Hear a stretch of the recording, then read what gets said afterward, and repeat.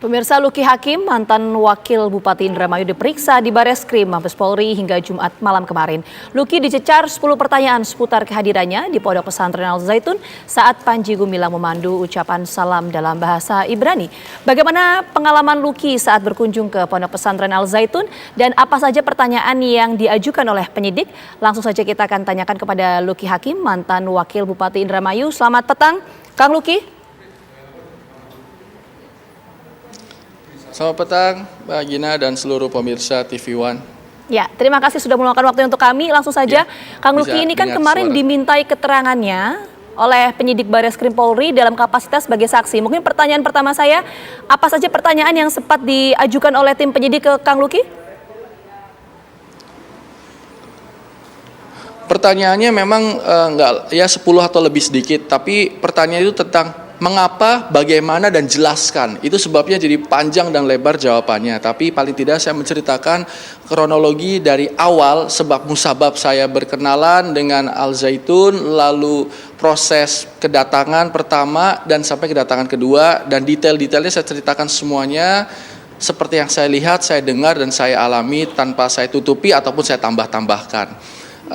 Dan saya pun membawa beberapa bukti dari kronologi itu semua berupa foto pengajuan surat untuk bersilaturahim. Saya sudah berikan bukti menjadi bukti baru, lalu beberapa dokumentasi yang saya miliki, foto-fotonya, dan terakhir tentang yang hari kedua yang saya memakai jas dan peci. Di situ saya menyatakan bahwa saya tidak membawa jas itu dari rumah, jadi tidak dipersiapkan seperti tamu-tamu yang lain yang berjas rapi dan berpeci. Saya tidak, karena saya pakai kemeja awalnya karena saya tidak menyangka acaranya bisa ribuan orang, dan sampai sana akhirnya dipinjami atau diberikan jas dan peci. Lalu saya juga memberitahu atau menerangkan kepada penyidik bahwa video yang beredar yang ada sholat bercampur safnya itu tidak ada saya, dan saya tidak pernah sholat berjamaah bercampur safnya di situ. Itu adalah video yang berbeda tapi digabungkan. Jadi saya cuman 2 hari, tanggal 29 Juli 2022 dan 30 Juli 2022, hanya hari itu saja yang saya datangi. Oke, artinya 2 hari di 29 Juli dan 30 Juli. Mungkin saya ingin spesifik mengenai agenda kedatangan dari Kang Luki di sana ini dalam kapasitas sebagai apa? Memang ini secara personal kah? Atau memang ketika itu Kang Luki menjabat sebagai Wakil Bupati Indramayu? Karena ini 2 hal yang berbeda ya Kang ya?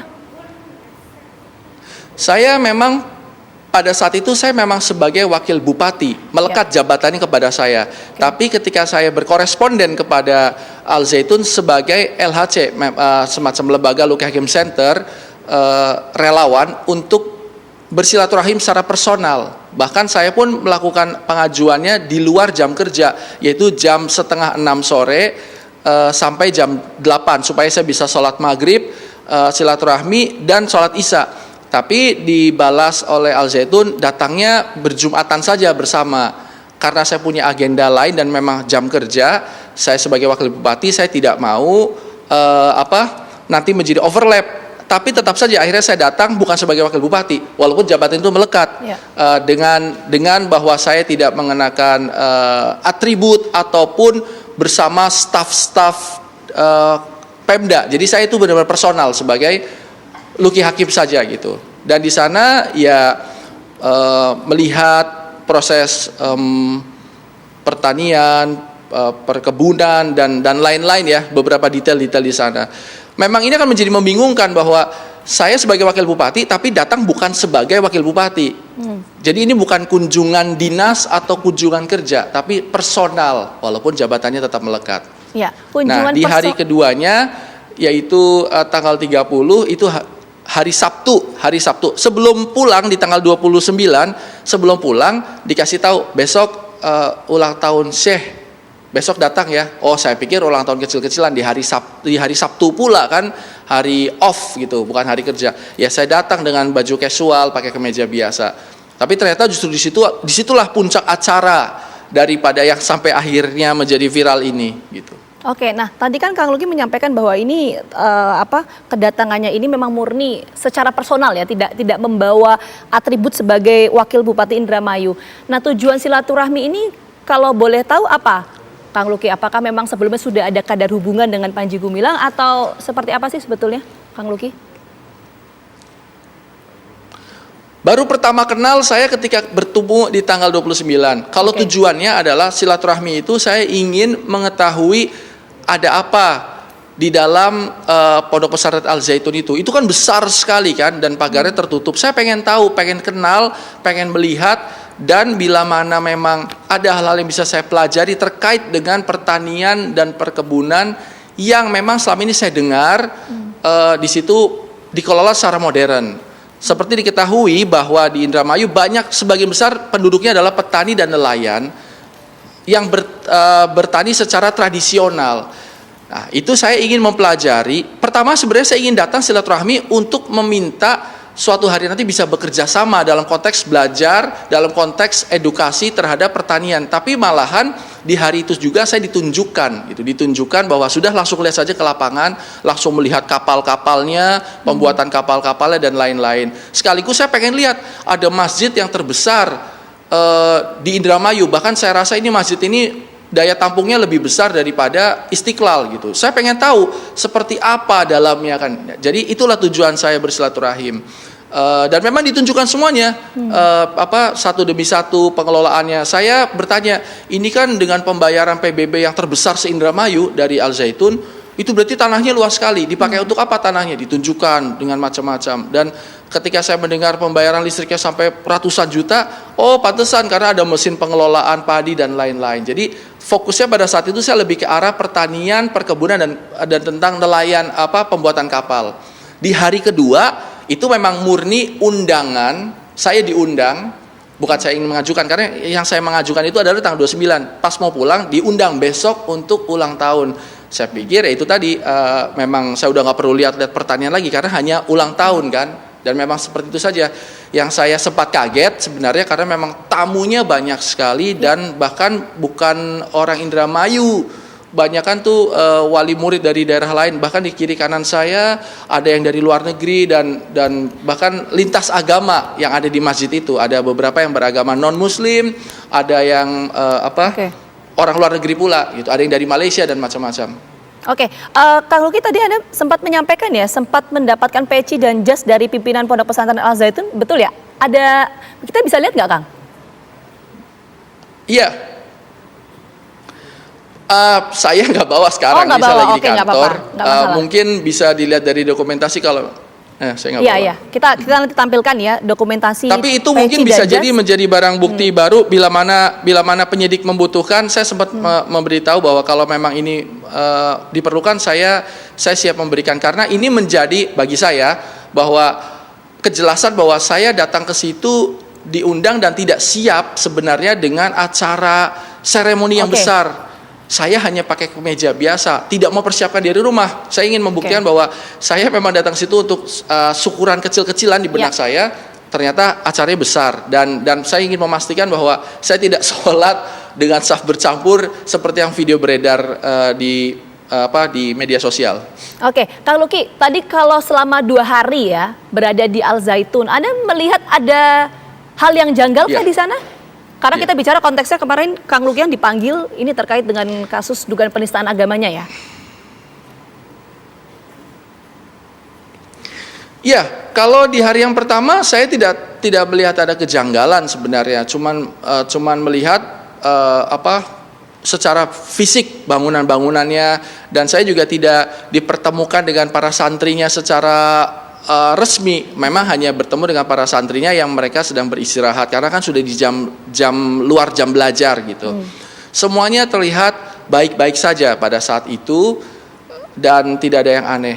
Memang menjadi hal aneh bagi saya di hari kedua ketika melihat barisan rapi di dalam masjid. Itu adalah hal baik sebenarnya, tapi biasanya tidak seperti itu. Bahkan itu menjadi saya katakan hal aneh karena tidak biasa. Lalu artinya lalu yang menjadi keheranan saya itu adalah ketika Pak Panji itu mengajarkan sesuatu yang bukan assalamualaikum saja. Di situ saya baru menyadari sebenarnya ada sesuatu yang janggal dan berbeda. Tapi karena keterbatasan keilmuan saya dan memang momentum pada saat itu, saya tetap mencoba melihat dan mendengar apa yang terjadi, dan Pak Panji ya mengajarkan itu yang seperti kita tahu ke semua itu tentang salam yang sekarang saya tahu itu salam Yahudi. Pada saat itu saya pikir itu malahan bahasa Belanda, karena memang dari kecil sampai besar saya tidak pernah belajar bahasa Yahudi, jadi saya nggak tahu bahasa Yahudi itu seperti apa. Kan gitu. Nah, Kang Luki, kok tadi Kang Luki merasa ya ini kok ada yang janggal, sempat dipertanyakan nggak itu ke Panji Gumilang? Ketika itu ya, ketika bertemu secara langsung. Iya, pada saat proses salam itu kan kita sedang di depan audiens ribuan orang, mungkin ada sekitar 5.000 atau 6.000 orang, dan saya duduk sebagai tamu undangan, dan itu langsung dilanjutkan dengan ceramah atau tausiah di saat itu. Dan pas selesai acara juga kan langsung kita bersama tamu-tamu undangan untuk makan bersama, dan saya pulang. Jadi saya tidak punya momen untuk menanyakan, dan saya mencoba memaklumi di kepala saya bahwa salam untuk sahabat kita yang lain. Asumsi saya sahabat kita yang lain adalah yang di kiri kanan saya yang beragama non-muslim. Cuman setahu saya dulu kan kalau misalnya assalamualaikum untuk yang sesama muslim, salam sejahtera untuk yang beda, ada juga nama budaya dan salam kebajikan, itu biasanya untuk yang berbeda agama. Tapi ini salamnya beda lagi. Oh, mungkin ini salam yang selama ini saya nggak tahu. Jadi saya lebih ke arah mencoba saya tidak mau sok tahu, dan saya juga tidak suuzon gitu. Saya mencoba ya menerima saja gitu.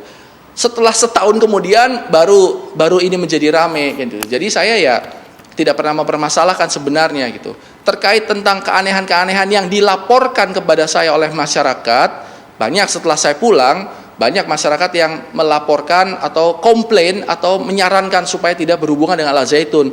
Selalu saya tanya kembali, kenapa memangnya? Lalu dikatakan bahwa Al Zaitun eksklusif, Al Zaitun ada penyimpangan-penyimpangan. Saya katakan kalau memang ada penyimpangan, tolong berikan datanya ke saya. Sama-sama kita pertama akan saya tanyakan bertabayun kepada pihak Al Zaitun. Di sini mungkin Pak Panji, atau paling tidak saya akan bertanya kepada MUI, dan kita bisa merekomendasikan kepada Kanwil Kemenak di sana untuk berkoordinasi. Tapi rata-rata masyarakat Indramayu pada saat itu yang komplain kepada saya tidak mau menjadi saksi ataupun tidak mau membawa barang bukti, sehingga saya di titik yang tidak bisa menindaklanjuti apapun tentang ini gitu. Karena pondok pesantren itu di bawah naungan Kementerian Agama, dan untuk masalah ajaran itu biasanya MUI yang lebih mendalami tentang hal seperti ini. Pemda itu sifatnya hanya mungkin sekedar koordinasi saja apabila ada perizinan dan lain-lain. Apalagi saya konteksnya sebagai wakil, jadi memang tidak bisa berbuat banyak, hanya bisa menampung dan mungkin akan melanjutkan atau mengadvokasi masyarakat yang memang merasa dirugikan ataupun ada hal yang merasa dianggap aneh. Oke, Kang Luki, tadi saya mau mendalami lagi. Tadi kan Kang Luki menyampaikan bahwa ketika berada di Al Zaitun selama 2 hari tadi ya Kang ya, ini memang merasa ada hal yang janggal terkait dengan ajarannya, tapi tidak sempat menanyakan secara langsung ke Panji Gumilang sebagai pimpinan pondok pesantren. Apa yang Kang Luki lakukan setelah keluar dari Al Zaitun? Setelah melihat kejanggalan-kejanggalan itu? Saya sebenarnya ketika di dalam pesantren itu sempat bertanya kepada Pak Panji pada situ. Saya bilang, "Syekh, ini kok tanahnya banyak banget, terus punya ini punya itu, uangnya banyak banget. Uangnya dari mana sih, Syekh? Saya bilang, saya secara ya mungkin karena saya jauh lebih muda ya, saya bilang, Syekh mau dong supaya anggaplah saya ini anak nih, pengen belajar supaya jadi pengusaha, jadi kaya raya dengan cara halal dan toyib gitu." Ya dikasih tahu bahwa ini semua dari hasil usaha perputaran, usaha dari Yayasan Al Zaitun itu sendiri. Walaupun pada saat itu di benak saya melihat bahwa core bisnis yang saya lihat dengan mata kepala saya sendiri sepertinya tidak akan, hitungan saya ya, tidak akan mampu untuk bisa membiayai yang begitu besar, aset yang begitu banyak. Tapi kan azas kesopanan saya tidak mungkin saya mendebat orang, saya sekedar tamu yang bertanya gitu. Dan saya melihat betapa besar kapal-kapal yang dibuat dan dengan tentu biaya yang sangat mahal. Ini ini luar biasa sekali, fantastis kan gitu. Tapi ya kalau sudah dijawab ya sudah, saya mau bertanya apa lagi. Lalu saya menanyakan, Syekh, kenapa masjidnya begitu besar dan pagernya ditutup?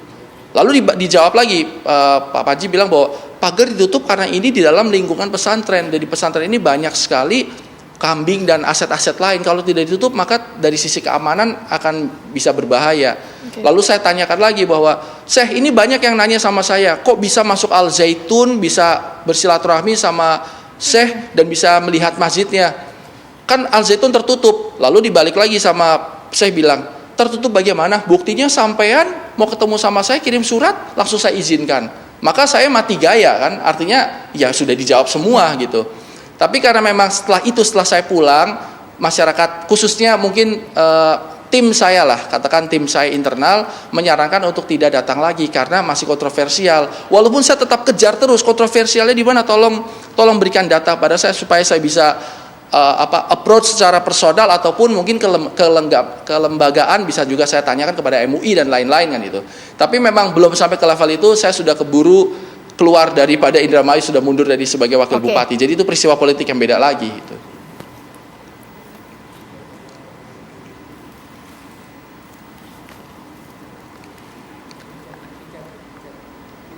Oke, baik.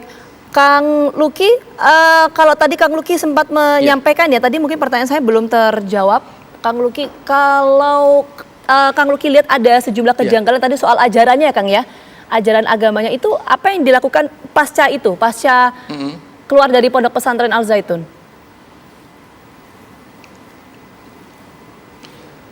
Yang saya lakukan adalah saya mencoba menginventarisir